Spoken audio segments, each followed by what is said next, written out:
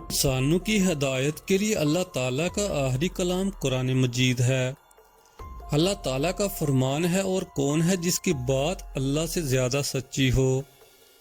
الغرض قرآن کریم کل بھی سچا تھا، آج بھی سچا ہے، اور قیامت تک اس کی صداقت کی شہادتیں آتی رہیں گی۔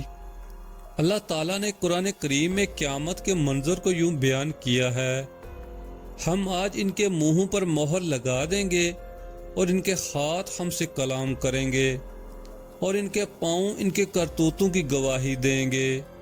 اور جس دن اللہ کے دشمن آگ کی طرف ہانکے جائیں گے تو انہیں سب کے جمع ہونے تک روک دیا جائے گا، یہاں تک کہ وہ دوزخ کے پاس پہنچیں گے تو ان کے کان، ان کی آنکھیں اور ان کی کھالیں ان کے خلاف ان کے اعمال کی گواہی دیں گی جو وہ دنیا میں کرتے رہے۔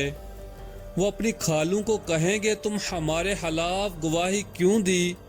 ہمیں اسی اللہ نے گواہی عطا کی جس نے ہر چیز کو گواہی بخشی، اور اسی نے تمہیں پہلی بار پیدا کیا، اور تمہیں دوبارہ اسی بارگاہ میں پیش کیا جائے گا، اور تم اس بنا پر ظاہر اپنے گناہوں کو چھپاتے تھے کہ تمہیں کوئی اندیشہ نہیں تھا کہ قیامت کے دن تمہارے کان، تمہاری آنکھیں اور تمہاری کھالیں تمہارے خلاف گواہی دیں گی۔